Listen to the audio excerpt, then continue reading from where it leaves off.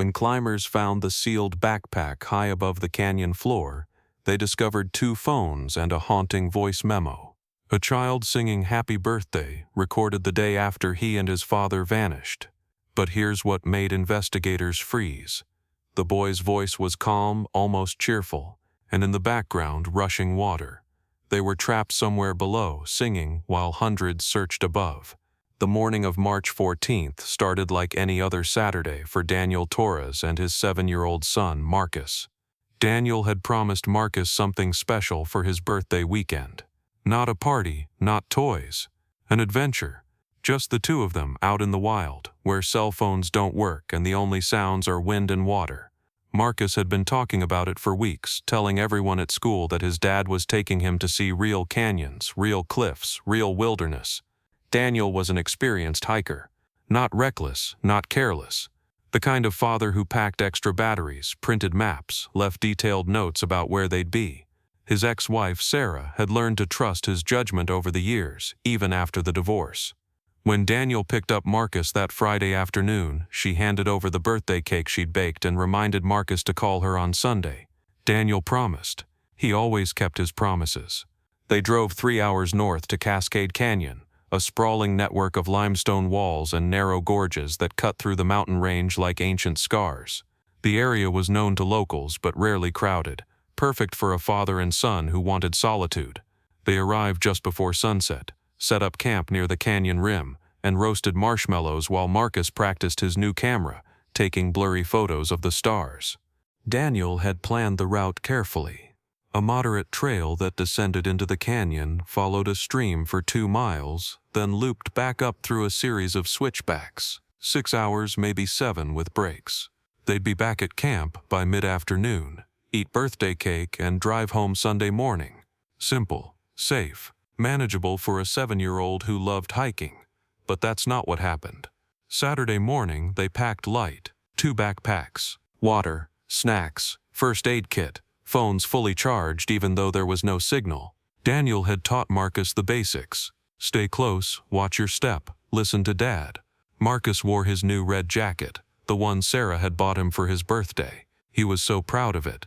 In the last photo Daniel took that morning, Marcus is grinning at the camera, standing at the edge of the trail, canyon walls stretching behind him like cathedral pillars. They started down at 8:15. The trail was dry, the weather clear. Other hikers saw them that morning. A couple heading up the switchbacks waved at Marcus, said happy birthday when they saw his red jacket and the small birthday badge Sarah had pinned to it.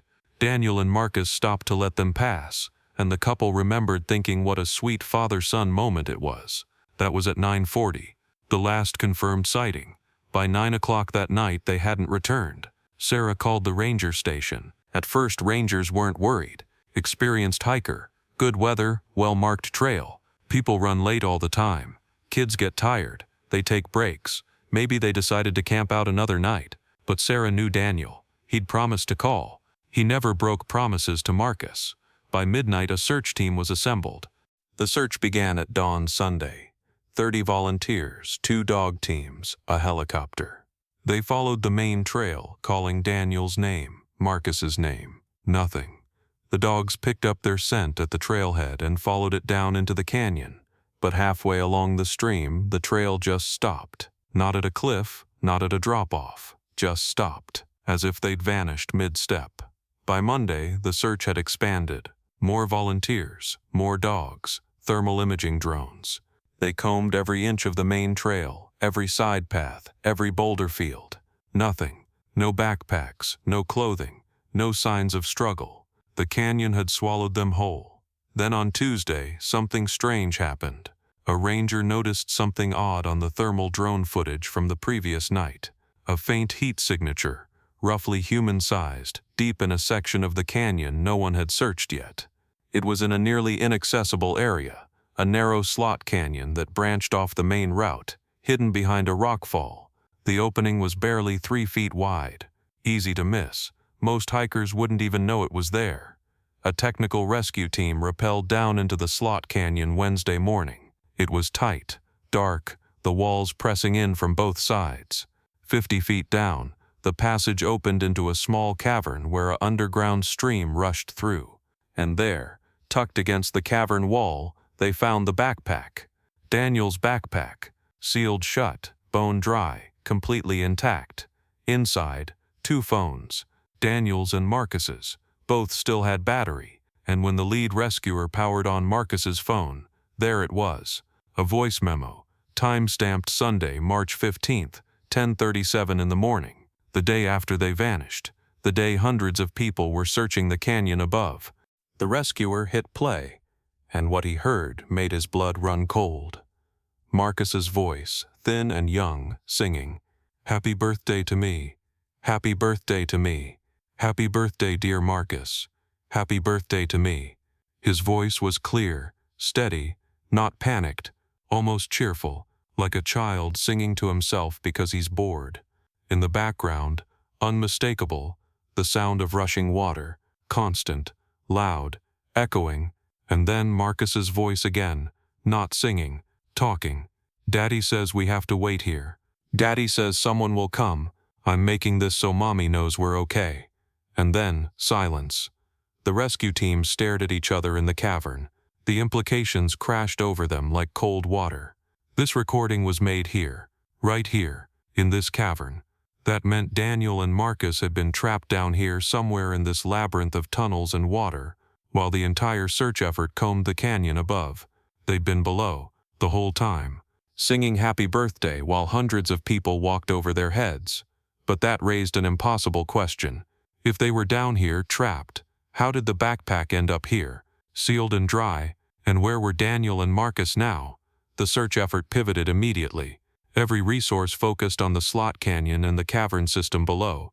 Technical teams rappelled into every crevice, every tunnel. They followed the underground stream, mapping it inch by inch.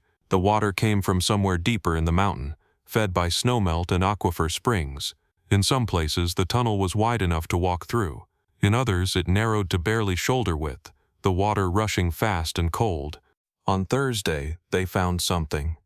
A torn piece of red fabric, snagged on a rock 30 feet downstream from where the backpack had been found.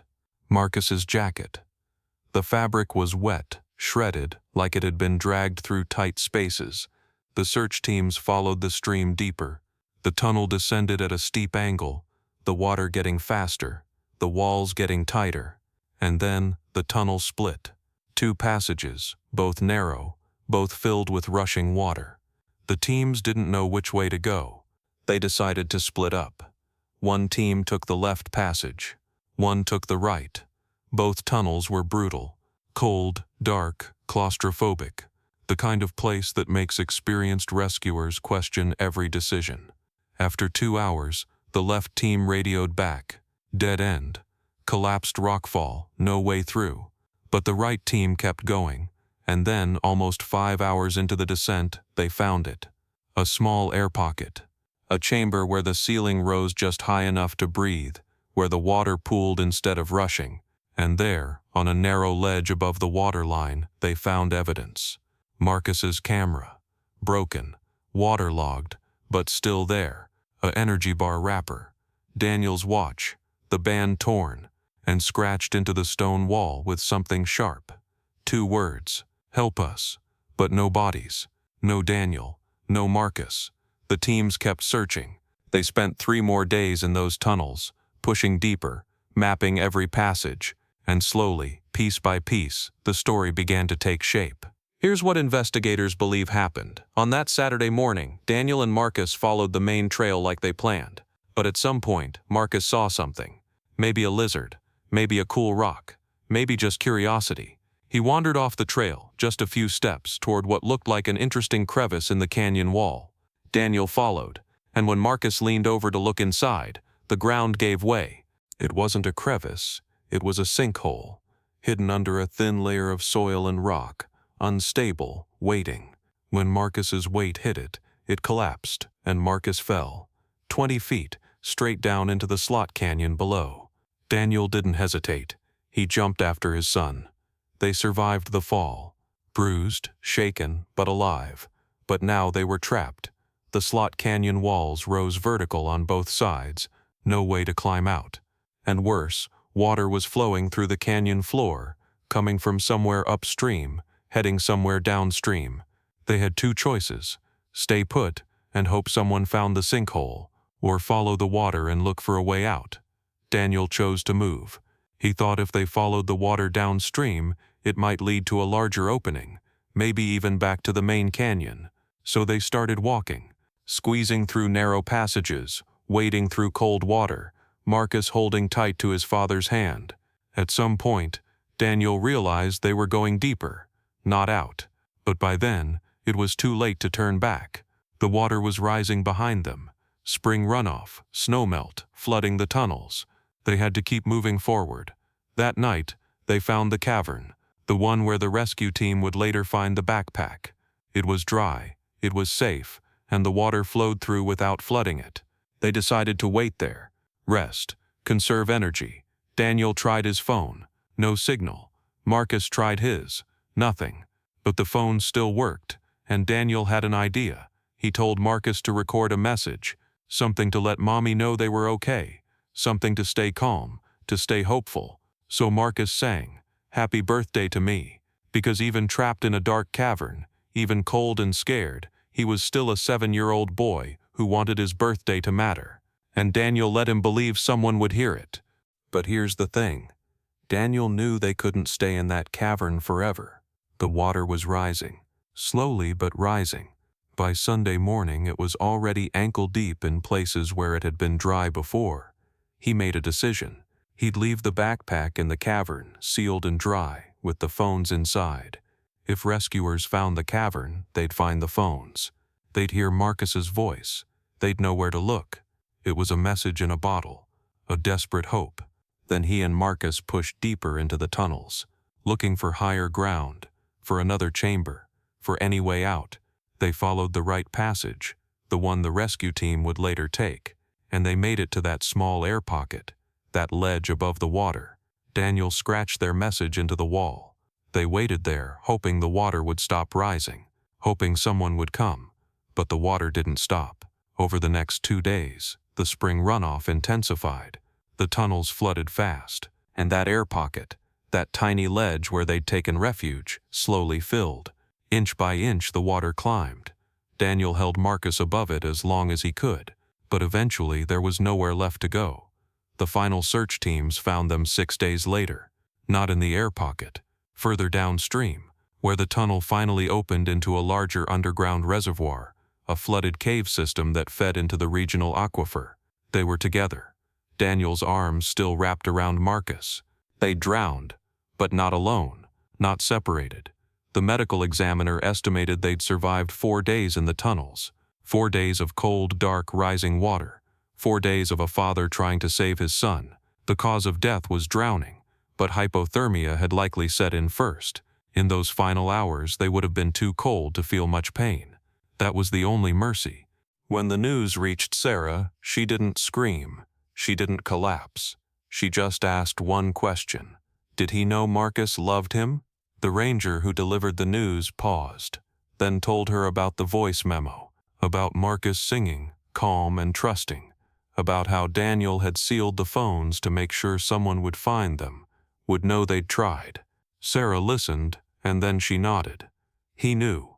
The backpack, the phones, and that voice memo are now part of the case file.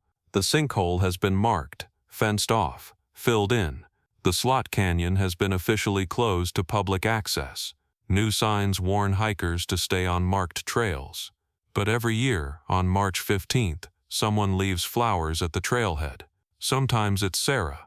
Sometimes it's the couple who saw them that last morning. Sometimes it's strangers who heard the story and couldn't forget. The voice memo itself became something investigators couldn't stop thinking about. That calm, sweet voice. "Happy birthday to me. Daddy says someone will come." It haunted them, because Marcus believed it. He trusted his father completely. And Daniel did everything right. He made smart decisions. He stayed calm. He tried to signal for help. But sometimes the wilderness doesn't care about smart decisions. Sometimes the ground just opens up and swallows you whole. And no amount of preparation, no amount of love can change that. There's a detail that didn't make it into most news reports. When forensic teams analyzed the voice memo more carefully, they found something else in the background. Besides the rushing water, there was another sound. Faint, rhythmic, tapping, like someone hitting rock with metal. It was Daniel. While Marcus sang, Daniel was trying to chip away at the cavern wall, looking for a weak point, a crack, anything. He never stopped trying to save his son. Even when he told Marcus to sing, to stay calm, Daniel was working, fighting, refusing to give up. But the walls were limestone, solid, ancient, indifferent. You can't punch through a mountain with hope. The investigation concluded it was a tragic accident. No negligence, no foul play, just bad luck. A hidden sinkhole, a freak collapse, a father's impossible choice. The case was closed. But for the search and rescue teams who spent days in those tunnels, who heard that voice memo in the dark, it never really closed. Some of them still have nightmares. The sound of a child singing, echoing off stone walls, the feeling of cold water rising around their legs, the knowledge that they were so close, so many times, but always just a tunnel away. One of the lead rescuers, a man named Greg who'd been doing search and rescue for 20 years, said something in an interview 6 months later. He said he couldn't stop thinking about the moment Daniel made that recording, the choice to let Marcus sing instead of scream, to make his son believe they'd be rescued, even when Daniel probably knew the truth.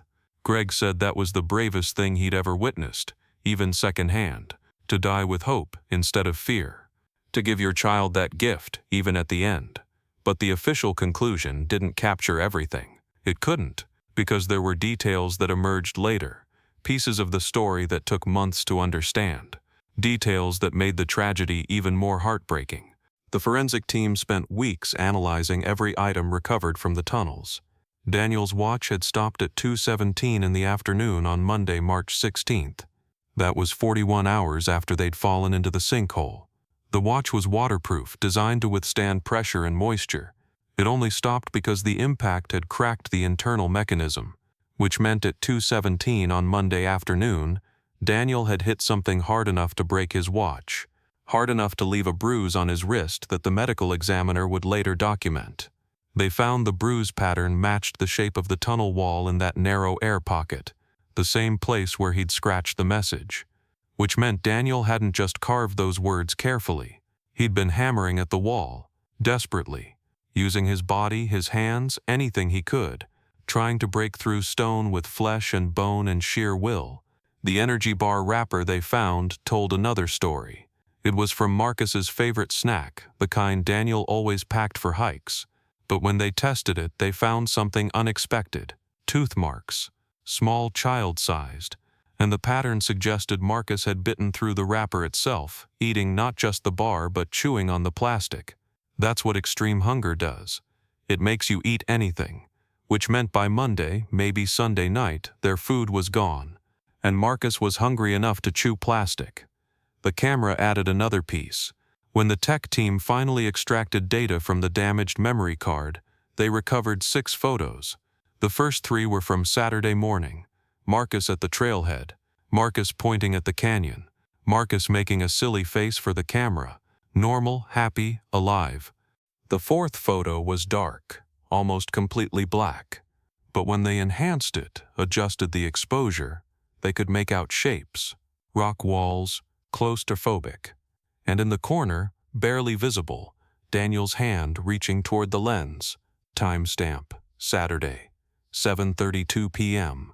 That was 11 hours after they fell, which meant they'd spent half a day moving through those tunnels before they even thought to document it. The 5th photo was worse. It showed water, not a stream, not a trickle, a wall of water filling the frame, reflecting the camera flash like a dark mirror, and in the reflection, distorted but unmistakable, 2 figures, one tall, one small, Daniel holding Marcus on his shoulders, trying to keep him above the rising water. Timestamp, Sunday, 4:15 a.m. That was 19 hours after the fall. The water had been rising all night. The 6th photo was the last, and it was the one that broke everyone who saw it. It showed Marcus's face, close up, filling the frame. His eyes were closed, his skin pale, his hair wet and plastered to his forehead, but he was smiling, just slightly, like he was sleeping, like he was dreaming something good. Daniel had taken that photo. In the darkness, in the cold, with the water rising around them, Daniel had taken a photo of his sleeping son, maybe because he wanted to remember him that way, peaceful, not afraid, or maybe because he knew this would be the last picture of Marcus that existed.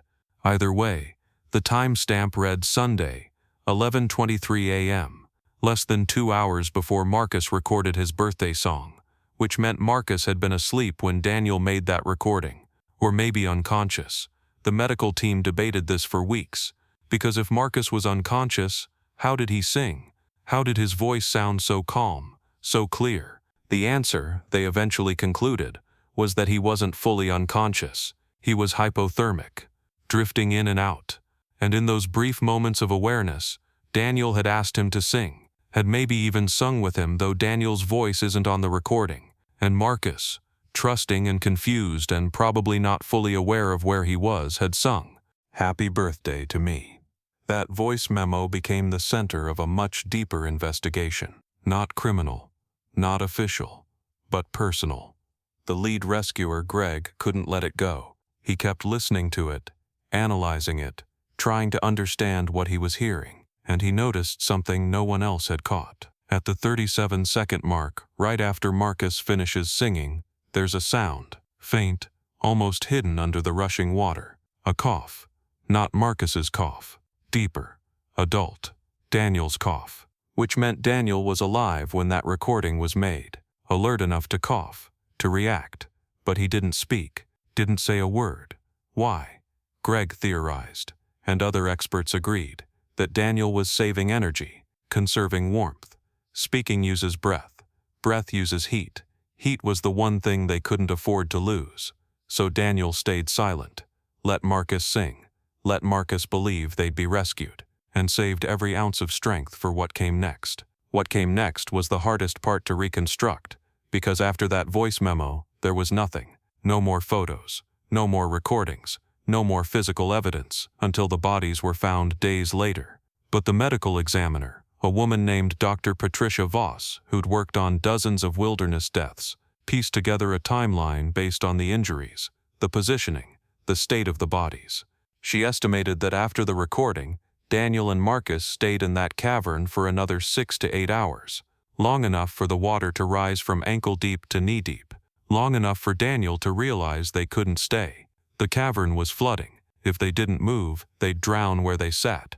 So Daniel made a choice. He sealed the backpack, put both phones inside, made sure it was waterproof, and he left it on the highest point in the cavern, a small ledge about 5 feet off the ground, high enough that the water might not reach it.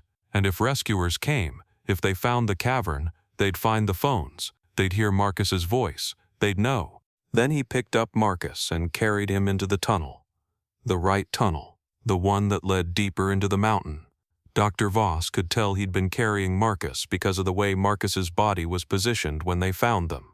His arms were around Daniel's neck, his legs wrapped around Daniel's waist. The grip was so tight that even in death, even after days in the water, Marcus's fingers were still locked together behind Daniel's head. That grip told them Marcus had been conscious enough to hold on, weak, cold, barely aware, but holding on. And Daniel had carried him through 50 feet of tunnel, through waist-deep water, in complete darkness, until they reached that air pocket. The air pocket was their last stand. The ledge was barely 3 feet wide, but it was above the waterline.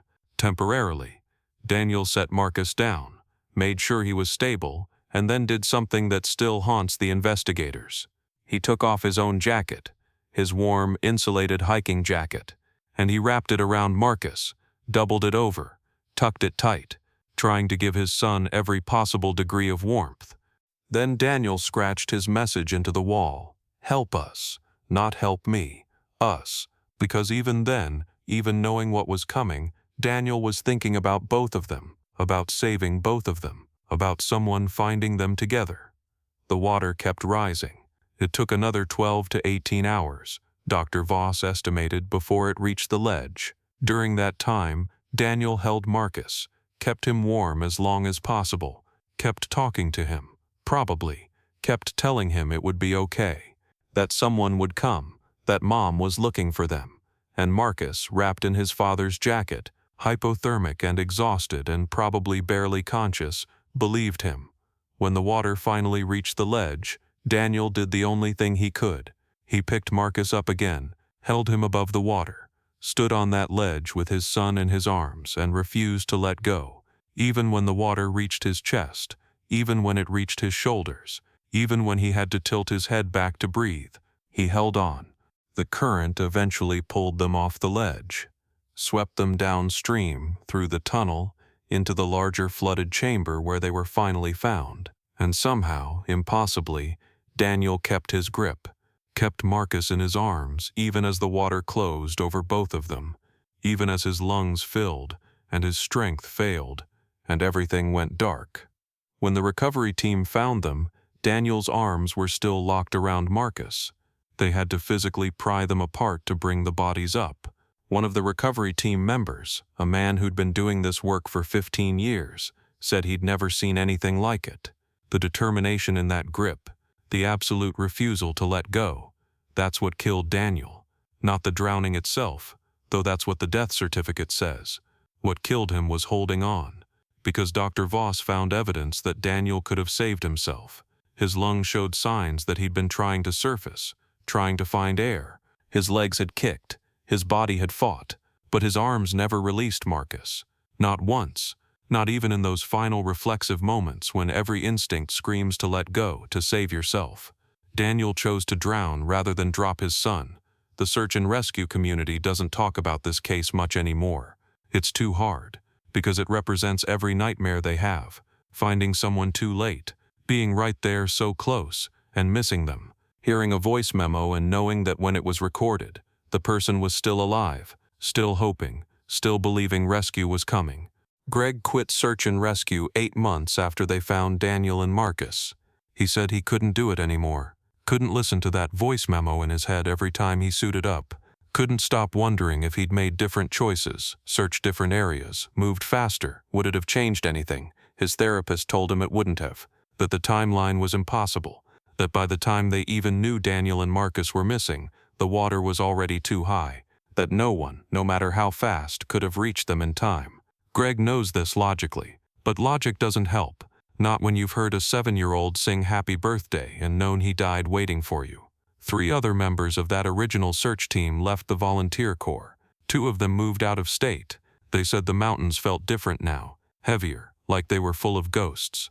Dr. Voss retired after writing her final report on the case. She'd been doing forensic work for 23 years. She'd seen children before. She'd seen drownings before. But something about this case broke through her professional distance. Maybe it was the photos. Maybe it was the voice memo. Maybe it was the simple devastating fact that Daniel had done everything right and it still wasn't enough. She said in her last interview that this case changed how she thought about wilderness deaths. Before, she'd seen them as tragic but somewhat abstract. Numbers, causes, contributing factors. But Daniel and Marcus weren't abstract. They were a father who loved his son enough to die holding him, and a son who trusted his father enough to sing in the dark. That's not abstract. That's as real as it gets. Sarah kept the recording. She listens to it sometimes, on Marcus's birthday. Not the whole thing, just the first few seconds, just enough to hear his voice. She says it reminds her that in those final days Marcus wasn't afraid. He had his father, he had a song, he had love, and for a 7-year-old boy trapped in the dark, maybe that was enough. The canyon is still there, the trail's still open, except for that one section. Hikers still come, families still camp, kids still take blurry photos of the stars. Most of them don't know the story. They don't know that beneath their feet, deep in the stone, there's a cavern where a little boy once sang happy birthday to himself, where a father carved a message no one saw in time. But sometimes on quiet days when the wind is right, rangers say you can hear something strange echoing up from the canyon floor, a faint sound, like singing, like water rushing over stone, like a memory that refuses to fade. They say it's just acoustics, just wind through narrow passages, just the way sound bounces off limestone. But the rangers who were there, who searched those tunnels, who heard that voice memo in the dark, they're not so sure. They've heard Marcus sing, they know what it sounds like, and on certain mornings, when the canyon is empty and the air is still, They swear they hear it again. Happy birthday to me. It's been 3 years now. The sinkhole is gone, filled with concrete and rebar. The slot canyon remains closed, but the questions linger. What if Daniel had chosen differently? What if they'd stayed at the sinkhole, waited there instead of pushing deeper? What if the search dogs had picked up their scent just 6 hours earlier? What if the thermal drone had spotted them on Sunday instead of Tuesday? What if, what if, what if? But here's the truth that search and rescue teams know, that families of the lost learn eventually. The wilderness doesn't deal in what ifs. It doesn't negotiate. It doesn't offer second chances. You make your choices. You trust your instincts. And sometimes, despite everything, the mountain wins. Not because you were careless, not because you were unlucky, but because nature is vast and indifferent and utterly without mercy. Daniel Torres was a good father. Marcus was a bright, trusting kid. They did everything right, and they still died in the dark. That's the part that haunts people. Not the tragedy itself, but the randomness of it. The way a birthday adventure became a tomb. The way a song meant to comfort became the last sound a child ever made. Sarah moved away a year after it happened. Couldn't stay in the same house, couldn't drive past the same streets where Marcus used to play. She doesn't hike anymore, doesn't camp. She says the outdoors feels different now, like it's watching her, waiting. She knows that's irrational, knows the canyon didn't choose her family. But knowing something and feeling it are different things. She started a foundation in Marcus's name. It funds equipment for search and rescue teams. Thermal drones, rope systems, waterproof communication devices. She says if she can't bring Marcus back, at least she can help bring someone else home. The foundation has assisted in 12 rescues so far. 12 families who got their miracle. 12 people who didn't become a voice memo in the dark. On the 3rd anniversary of their deaths, Sarah returned to the canyon. She didn't go near the closed section, didn't try to see where it happened. She just stood at the trailhead, where that couple had seen them that last morning, where Marcus had grinned in his red jacket. She stood there for an hour, not crying, not speaking, just standing, and then she left. A ranger asked her later if it helped, if coming back gave her closure. Sarah smiled, a sad, exhausted smile, and said there's no such thing as closure. There's just learning to carry it. The weight of a voice memo. The weight of a song that never got to finish. The weight of knowing your child died believing you'd save them. That's what she carries now. That's what all of them carry. The searchers, the investigators, the volunteers who spent days combing the canyon. They all carry that voice. Happy birthday to me. So calm, so trusting, so utterly heartbreakingly wrong. The canyon doesn't remember. It doesn't mourn. Right now, water is still rushing through those tunnels, carving the stone deeper, millimeter by millimeter. The cavern where the backpack was found is probably flooded again with spring runoff. The air pocket where Daniel scratched his final message is underwater. In 1,000 years, it'll all be gone. Eroded, collapsed, reclaimed by the mountain. But for the people who knew them, who searched for them, who heard that recording, it'll never be gone. It'll always be March 15th. It'll always be a little boy singing in the dark. It'll always be a father who loved his son enough to lie, to say someone will come, to let hope be the last thing Marcus felt. And maybe in the end, that's not nothing. Maybe that's everything. Because when the water was rising and the darkness was absolute and there was no way out, Daniel gave Marcus one final gift. Not rescue, not survival, but the belief that they mattered, that someone was looking, that love was louder than fear. He was wrong about the rescue, but he was right about the love. That voice memo played in the ranger station exactly once before they locked it away. Every person in the room cried. Grown men and women who'd seen decades of tragedies, who'd pulled bodies from rivers and cliffs and avalanches, and they all cried, because they'd spent days searching, because they'd walked right over that slot canyon a dozen times, because they'd been so close. But mostly, they cried because of how Marcus sounded. Not scared, not desperate, just a kid singing his birthday song, trusting his dad, waiting to go home. And that trust, that pure, innocent trust, was the cruelest part of all. The phones are in evidence storage now, sealed in plastic, filed under case number 2547CYN. The voice memo has been transcribed, analyzed, entered into databases. It's official record, but it's also something else. It's proof that in the worst moment of their lives, Daniel and Marcus Torres were still a team, still together, still fighting. And when the water finally rose too high, when there was no air left to breathe, they went together, not separated by the current, not lost in different tunnels, together. That's what the medical examiner told Sarah. That's what she holds on to. That Marcus didn't die alone in the dark, crying for his father. He died in his father's arms, probably already unconscious from the cold, probably not even aware of the water rising over his face. And Daniel, who'd stayed conscious longer, who'd kept Marcus's head above water until his own strength failed, went knowing he'd done everything possible. It wasn't enough, but it was everything. The canyon is beautiful in spring. Wildflowers bloom along the rim. Eagles nest in the high cliffs. The sunset turns the stone walls gold and crimson. Families come to hike, to camp, to teach their children about nature, and most of them never know that beneath their feet, in tunnels they can't see, two people once fought for their lives, once sang happy birthday, once believed in rescue that never came. But Sarah knows, the rangers know, the search teams know, and now so do you. This is what the wilderness can do. It can give you beauty and terror in the same breath.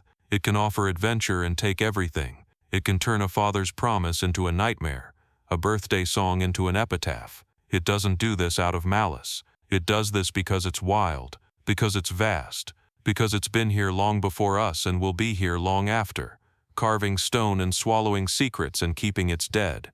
And somewhere in that canyon, deep in the tunnels where the water still rushes and the darkness is absolute, there's a message scratched on stone that no one will ever see again. 2 words, written by a father who refused to give up even when giving up was the only rational choice. Help us. No one came in time, but they were heard. That voice memo made sure of it. Marcus's song, Daniel's final act of hope, echoed out of that canyon and into the world. It reached his mother. It reached the searchers. It reached everyone who wondered what happened to the man and boy who vanished into stone. And in the end, maybe that's the only rescue that mattered. Not saving their lives, but saving their story. Making sure the world knew they existed, they loved, they fought, that they were more than a case number or a closed file.